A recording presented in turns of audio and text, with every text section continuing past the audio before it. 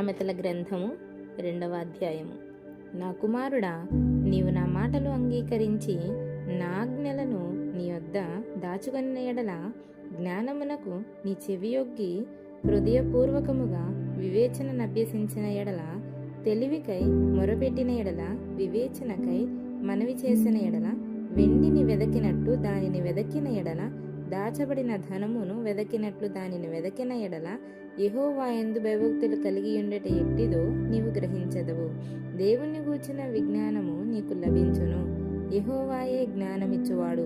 తెలివియు వివేచనయు ఆయన నోటి నుండి వచ్చును.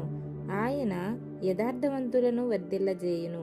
యుక్త మార్గము తప్పక నడుచుకొని వారికి ఆయన కేడెముగానున్నాడు. న్యాయము తప్పిపోకుండా ఆయన కనిపెట్టును. తన భక్తుల ప్రవర్తనను ఆయన కాచును. అప్పుడు నీతి న్యాయములను యథార్థతను ప్రతి సన్మార్గమును నీవు తెలుసుకొందువు. జ్ఞానము నీ హృదయమున జొచ్చును. తెలివి నీకు మనోహరముగా నుండును. బుద్ధి నిన్ను కాపాడును. వివేచన నీకు కావలి కాయును. అది దుష్టుల మార్గము నుండి, మూర్ఖముగా మాట్లాడు వారి చేతిలో నుండి నిన్ను రక్షించును. అట్టివారు చీకటి త్రోవలలో నడువవలనని యథార్థ మార్గములను విడిచిపెట్టెదరు. కీడు చేయి సంతోషించుదురు. అతి మూర్ఖుల ప్రవర్తన యందు ఉల్లసించుదురు. వారు నడుచుకొను త్రోవలు వంకరవి. వారు కుటీల వర్తనులు. మరియు అది జారస్త్రీ నుండి, మృదువుగా మాట్లాడు పరస్త్రీ నుండి నిన్ను రక్షించును. అట్టి స్త్రీ తన యవనకాలపు ప్రియుని విడుచున్నది, తన దేవుని నిబంధనను మరచునది. దాని ఇల్లు మృత్యువునొద్దకు దారితీయును. అది నడుచు త్రోవలు ప్రేతల యొద్దకు చేరును. దాని యొద్దకు పోవువారిలో ఎవరునూ తిరిగి రారు. జీవమార్గములు వారికి దక్కవు. నా మాటలు వినిన ఎడల నీవు సజ్జనుల మార్గమందు నడుచుకొందువు. నీతిమంతుల ప్రవర్తనలను అనుసరించుదువు. యథార్థవంతుల దేశమందు నివసించుదురు. లోపము లేని వారు దానిలో నిలిచియుందురు. భక్తిహీనులు దేశములో నుండకుండా నిర్మూలమగుదురు. విశ్వాసఘాతకులు దానిలో నుండి పెరికివేయబడుదురు.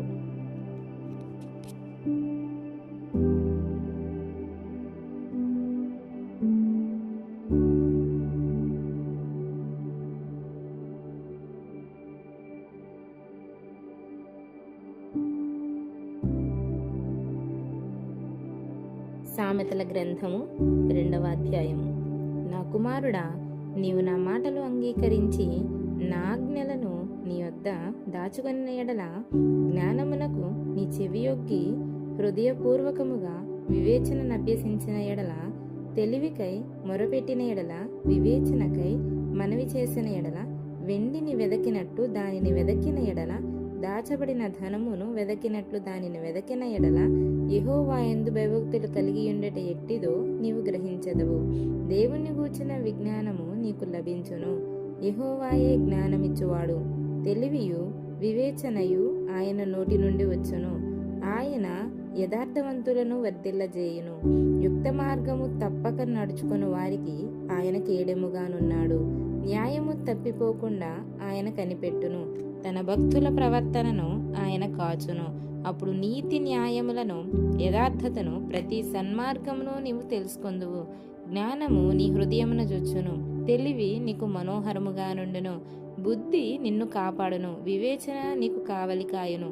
అది దుష్టుల మార్గము నుండి, మూర్ఖముగా మాట్లాడు వారి చేతిలో నుండి నిన్ను రక్షించును. అట్టివారు చీకటి త్రోవలలో నడువవలనని యథార్థ మార్గములను విడిచిపెట్టెదరు. కీడు చేయి సంతోషించుదురు. అతి మూర్ఖుల ప్రవర్తన యందు ఉల్లసించుదురు. వారు నడుచుకొను త్రోవలు వంకరవి.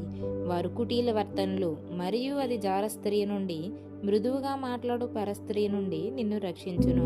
అట్టి స్త్రీ తన యవనకాలపు ప్రియుని విడుచున్నది, తన దేవుని నిబంధనను మరచునది.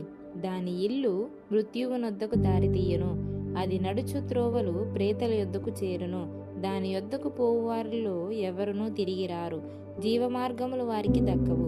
నా మాటలు వినిన ఎడల నీవు సజ్జనుల మార్గమందు నడుచుకొందువు. నీతిమంతుల ప్రవర్తనలను అనుసరించుదువు. యథార్థవంతుల దేశమందు నివసించుదురు. లోపము లేని వారు దానిలో నిలిచియుందురు. భక్తిహీనులు దేశములో నుండకుండా నిర్మూలమగుదురు. విశ్వాసఘాతకులు దానిలో నుండి పెరికివేయబడుదురు.